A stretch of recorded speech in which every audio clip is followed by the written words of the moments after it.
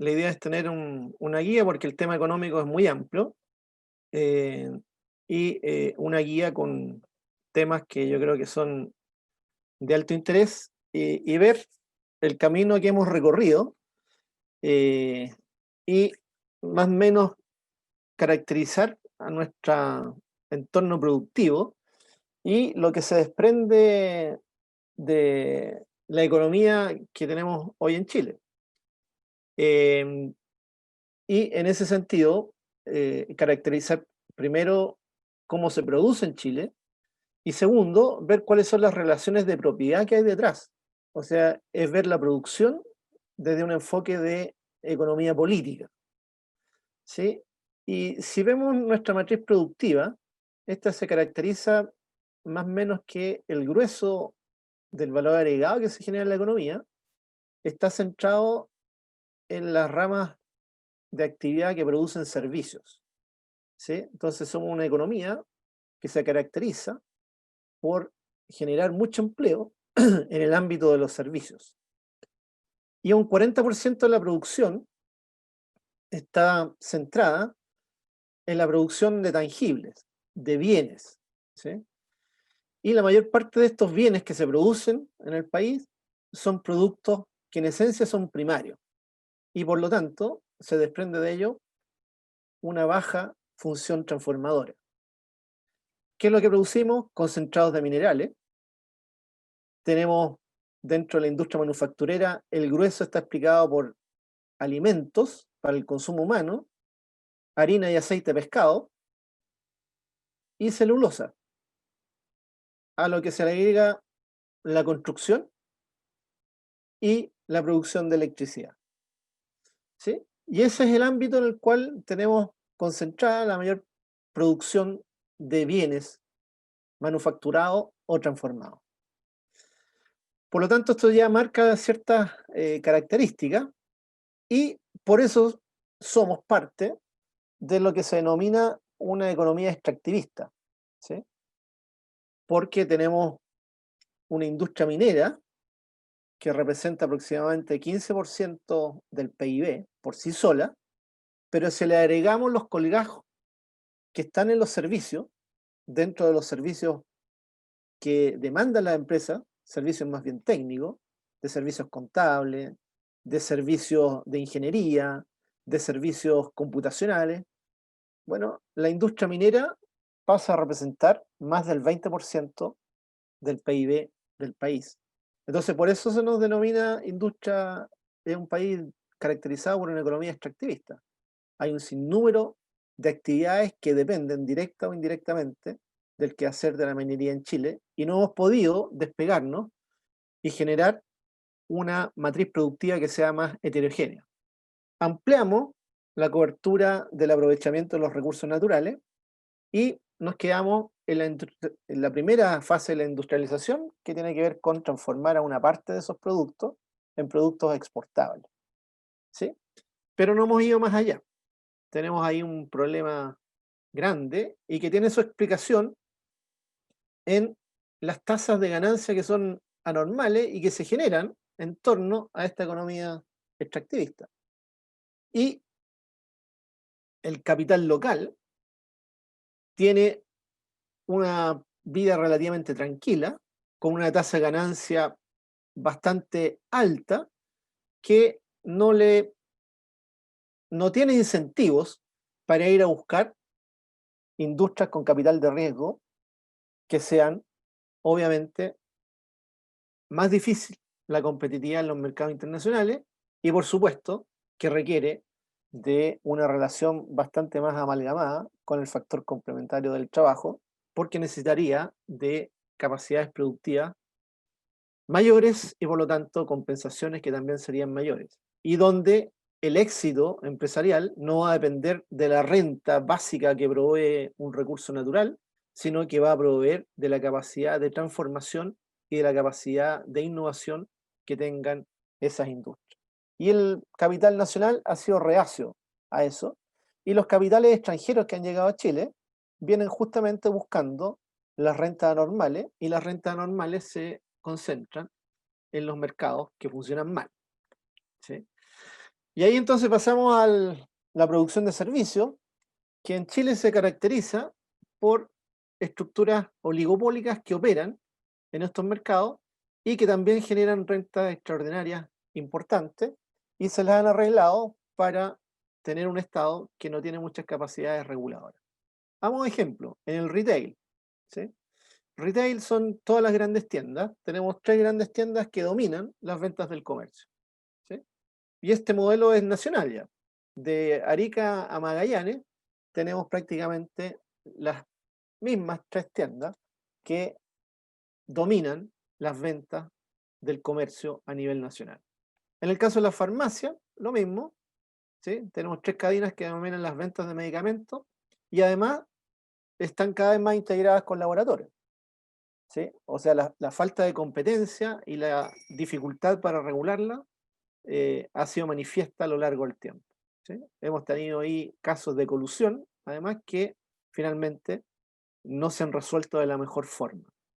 En el caso de los supermercados, ya hoy por hoy vamos teniendo 2 cadenas que van dominando las ventas del sector y ejercen un poder monopsónico sobre sus proveedores, ¿sí? La forma en la cual se articulan los supermercados con las cadenas de proveedores son de condiciones bastante leoninas para los que pretenden participar y constituirse en proveedores de esas 2 cadenas.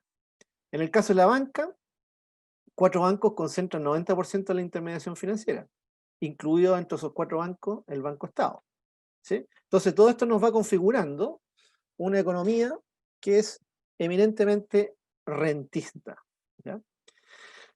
Ahora, para ilustrarles los niveles de concentración, ¿sí? Aquí están las declaraciones de impuestos que generaron todas las empresas del país en el año 2018, ¿sí? Y teníamos 14.000 empresas que están clasificadas como empresas grandes y subclasificadas entre las más grandes a las menos grandes, y generan, en términos de ventas, 20 millones, 20.600 millones de pesos prácticamente, ¿sí? Esto está en UEF, ¿ya? Entonces, una cantidad astronómica de recursos. ¿A cuántos trabajadores tienen contratados? A 4,5 millones de trabajadores. Pero, si contabilizamos a estos 4,5 millones a trabajadores a tiempo completo, vemos que estos 4,5 millones se transforman en tan solo 2,800,000. ¿Qué quiere decir? Que esta gran empresa no es creadora de de puestos de trabajo permanentes, sino que es creadora de una cantidad importante de puestos que son esporádicos. O sea, no garantizan empleo continuo para una buena cantidad de sus trabajadores. Y lo otro es que si ustedes ven lo que le pagan a los trabajadores, ¿sí? Aquí tenemos 1.164 millones de UEF y venden 20.600 millones de UEF. Es decir, la planilla de sueldo representa con suerte un 6% del total de lo que venden. Concentran el 86,4% de las ventas, ¿sí?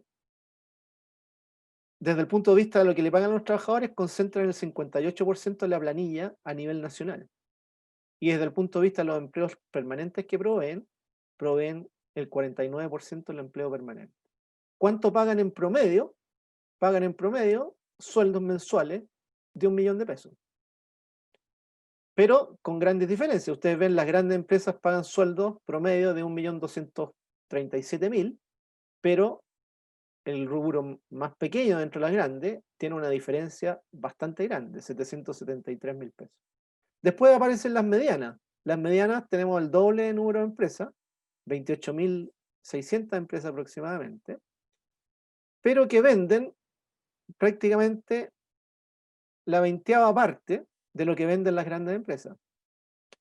Contratan a la 3ª parte de los trabajadores. Y si lo vemos a tiempo completo, también vemos que la mediana empresa demanda una cantidad importante de trabajadores en periodos esporádicos durante el año. Y la renta informada son 220 millones de UEF y venden 1.362 millones de UEF. Es decir, la relación es un poco mejor, pero tampoco es una gran participación de la planilla dentro del total de lo que venden estas empresas. El sueldo promedio que pagan en torno a los 700.000 pesos. ¿Qué pasa ahora con el mundo de la pequeña y la microempresa? ¿Sí?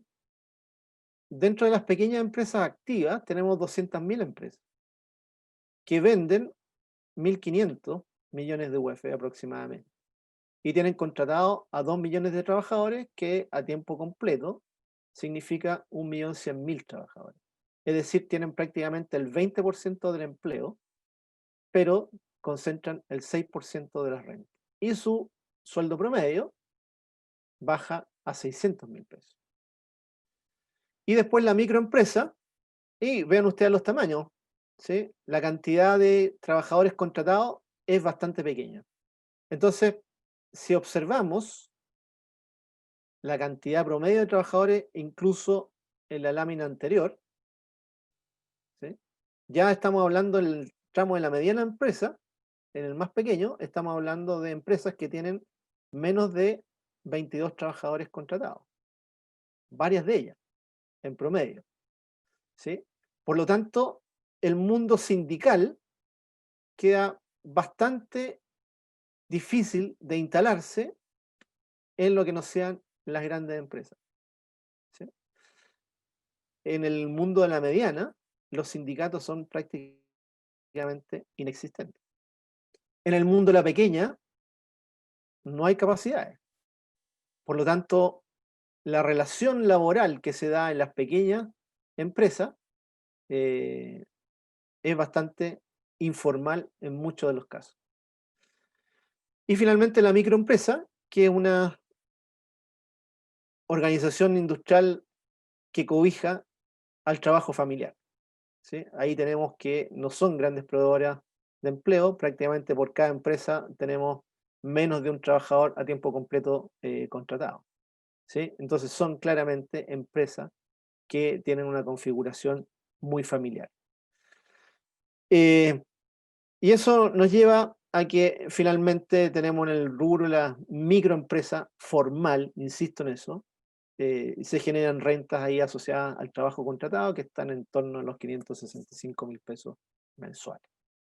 Entonces, este mundo laboral extremadamente concentrado, tenemos una cantidad ínfima de empresas que concentran más del 85% del total de las ventas y que tienen prácticamente el 50% del trabajo contratado formalmente.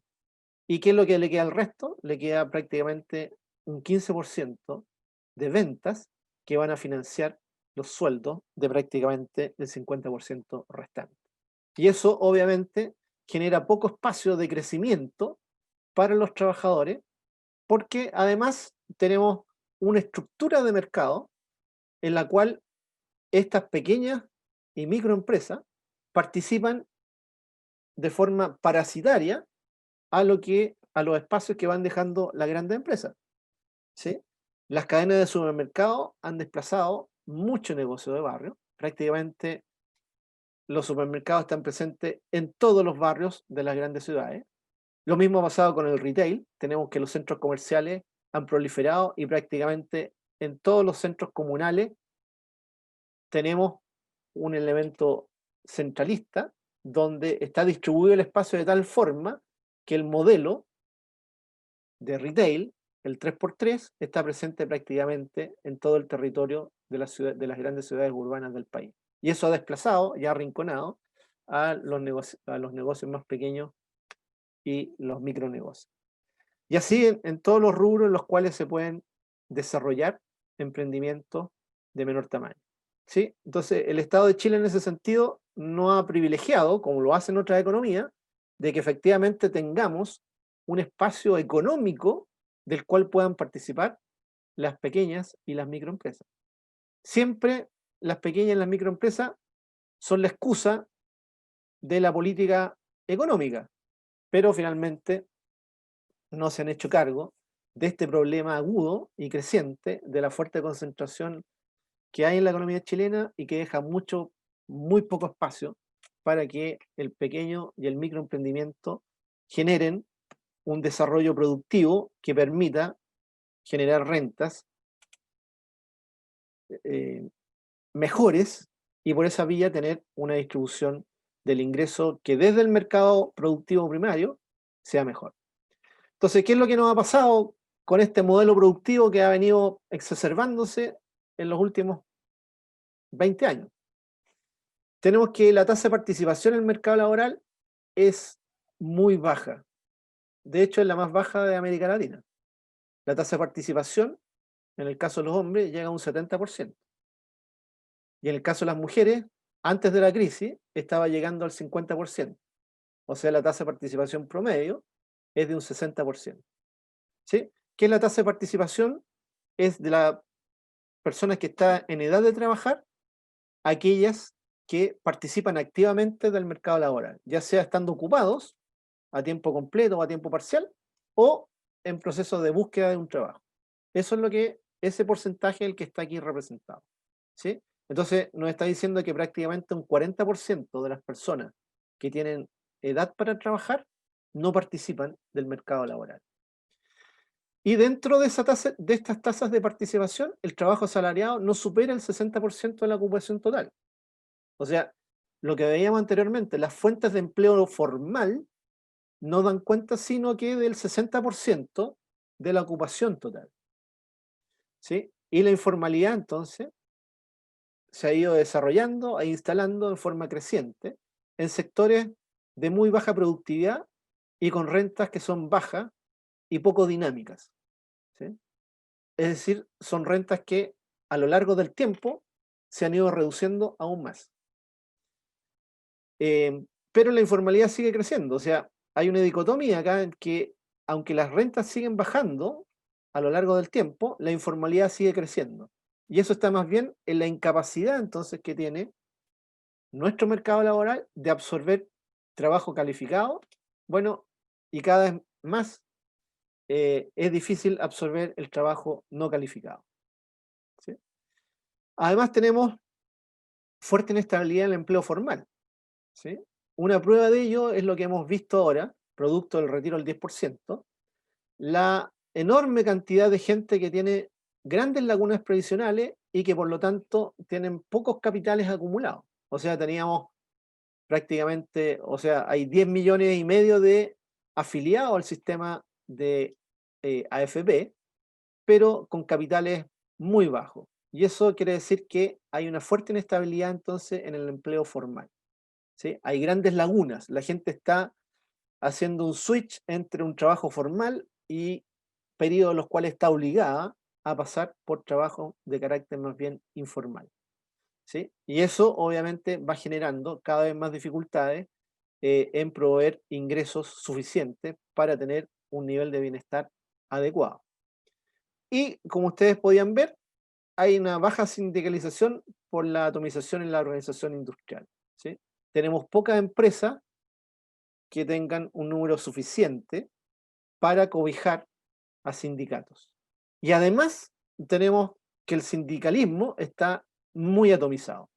Es muy común encontrar dentro de las grandes empresas que hayan varios sindicatos que están operando, que no se coordinan adecuadamente y por lo tanto pierden mucha fuerza de negociación.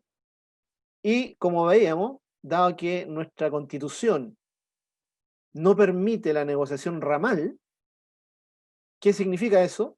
Que un conjunto importante de trabajadores asalariados en empresas de tamaño mediano o tamaño pequeño no pueden constituir sindicatos y no tienen posibilidades de participar en los procesos de negociación y tener entonces un modelo de compensación de renta que refleje los aportes que está haciendo cada uno de los factores productivos a la generación de valor agregado. Entonces ahí tenemos derivados de la estructura del mercado, derivada de la legislación laboral y del marco que impone la Constitución, que la organización industrial impide un proceso de negociación que le asegure a los trabajadores una participación adecuada en el valor agregado que se genera en la economía. Y tenemos una legislación laboral que es bastante laxa en algunas materias que son clave para la compensación que puedan obtener los trabajadores fruto de su participación en las producciones de bienes y de servicios. La distribución funcional del ingreso, entonces, es bastante desfavorable para el trabajo, ¿sí? El reciente estudio que publicó el INE reflejó que el 50% de los ocupados generan menos de 420.000 pesos mensuales, ¿sí? Y si vamos después a las declaraciones de impuestos, vemos que menos del 15% de los contribuyentes declaran rentas superiores a 1.300.000 pesos. O sea, desde el punto de vista del mundo del trabajo y de las rentas que allí se consignan, tenemos problemas en términos de mala distribución, ¿sí? El promedio de ingresos del trabajo, el mismo estudio del INE, pone que el promedio del ingreso está en torno a los 650.000 pesos, pero la mediana está en 420.000 pesos. O sea, dentro del mundo del trabajo tenemos también una inequidad que es bastante grande, ¿sí? Y si después vamos a la situación de los contribuyentes, donde entran además una parte de las rentas del capital y de las rentas empresariales, tenemos que apenas un 15% de los contribuyentes declara rentas consolidadas, rentas del trabajo, rentas del capital y rentas empresariales que superen el 1.300.000 pesos, ¿sí? Y por otro lado, tenemos que la tercera edad es el tramo etario más dinámico en nuestra dinámica poblacional, ¿sí? Y aquí hay una creciente presión sobre los sistemas de pensiones y su financiamiento, ¿ya? Entonces tenemos que ir adecuando nuestro sistema, porque además todo el peso de generar los recursos suficientes para financiar a nuestra tercera edad en su etapa pasiva recae exclusivamente sobre los hombros de los trabajadores en Chile. Recién ahora se está discutiendo que los empleadores hagan un aporte para proveer mayores recursos y tener mejor financiamiento para un sistema de pensiones que sin lugar a dudas va a tener que cambiar porque el actual no da el ancho. Finalmente tenemos un Estado pequeño y mal regulador, ¿sí? Y esto tiene que ver con lo que establece la Constitución en términos de privilegiar un enfoque de Estado subsidiario, ¿sí?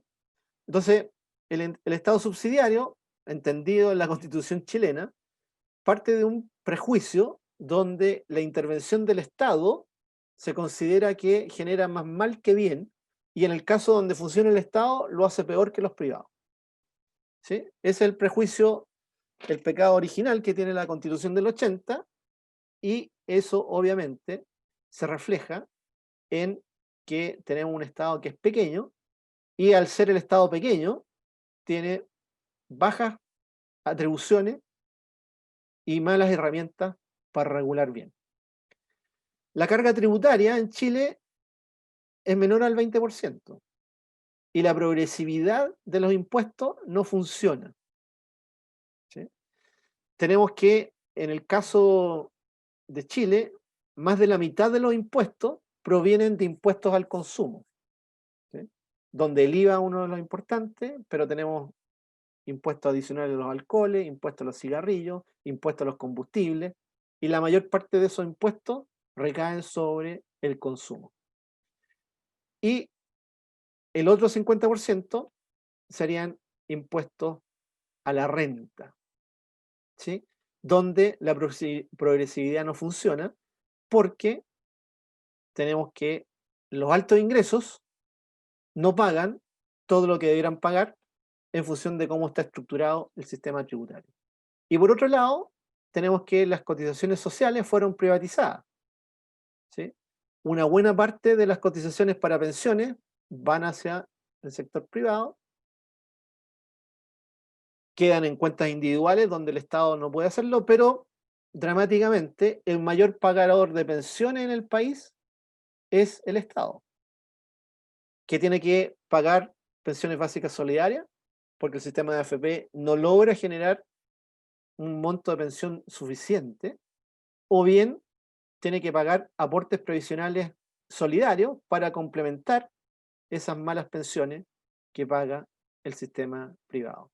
Y en el caso de la salud pasa una cosa parecida, ¿sí? Una buena parte, más del 50% de las cotizaciones que se pagan en Chile para salud quedan en manos de la ISAPRE. ¿Sí?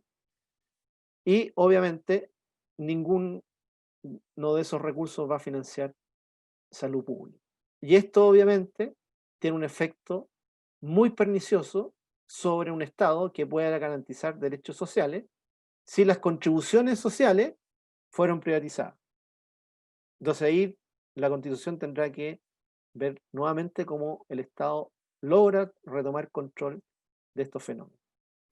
La inversión pública, teniendo un presupuesto que es acotado, asociado a la carga tributaria, que es la fuente de financiamiento que tiene el Estado, la inversión pública es insuficiente para proveer servicios públicos de calidad. ¿Y eso dónde lo vemos? Lo vemos en salud, la infraestructura es insuficiente, lo vemos en educación pública, donde también la infraestructura es insuficiente o está quedando totalmente derruida con el paso del tiempo. La mayor parte de la infraestructura productiva está entonces privatizada y mal regulada. ¿Ya? Crecientemente tenemos que toda la red de carreteras y de autopistas urbanas está en manos de privados y las tarifas que se cobran son tarifas que generan altas tasas de rentabilidad para los capitales que invierten en ese tipo de infraestructura. Y las rentas de los recursos naturales no se capturan con la suficiencia requerida. El royalty en Chile, siendo un país extractivista, el royalty es un saludo a la bandera. Lo que recauda es completamente insuficiente. Entonces, los servicios de utilidad pública es otro ámbito en los cuales es una herencia de la dictadura. ¿Sí? Los servicios de utilidad pública se privatizaron a bajo precio en los años finales de la dictadura. Todo lo que tiene que ver con electricidad y con servicios de telefonía fueron privatizados ahí. Posteriormente, en los primeros años del retorno a la democracia, se privatizaron empresas sanitarias. Entonces, ¿qué es lo que tenemos hoy? Tenemos que las empresas que proveen los servicios de utilidad pública están en manos de capitales privados. Y lo que vemos que esas mismas empresas presentes en la bolsa nos indican que son las empresas más rentables del mercado de capitales local. Entonces ahí tenemos una paradoja. ¿Sí? Son rentabilidades que probablemente son extraordinarias y que provienen de una insuficiencia en la capacidad regulatoria que tiene el Estado y por lo tanto eso genera un costo social. ¿Cuál es el costo social más percibible? Es que pagamos caro por esos servicios. Y AFP y ISAPRES también son parte del círculo de empresas de alta rentabilidad bursátil. La rentabilidad de la AFP y la de ISAPRES bordea el 25% de rentabilidad sobre el capital. Empresas que son de bajo riesgo, que se fundamentan en una obligación de aporte forzoso de todo trabajador que tenga un contrato. Y generan entonces utilidades extraordinarias que obviamente tienen un efecto social importante, porque pensemos que parte de esas utilidades extraordinarias podrían haberse capitalizado y estar disponibles en las cuentas individuales de los trabajadores y no en los bolsillos de las entidades que son dueñas de la AFP y de la ISAP. No hay regulación y sus gobiernos corporativos no son para nada controlados. ¿Sí? Los sueldos más altos se pagan en la AFP y en la ISAPRE a nivel de los ejecutivos. Entonces, tenemos ahí una situación que se desprende del marco constitucional que tenemos, que parte de un sesgo en el cual visualiza que hay que contener al Estado para que se desarrollen adecuadamente los mercados. ¿Y qué es lo que obtuvimos? Se desarrollan los mercados, pero los peores mercados, mercados oligopólicos y con un Estado pequeño no se les puede regular.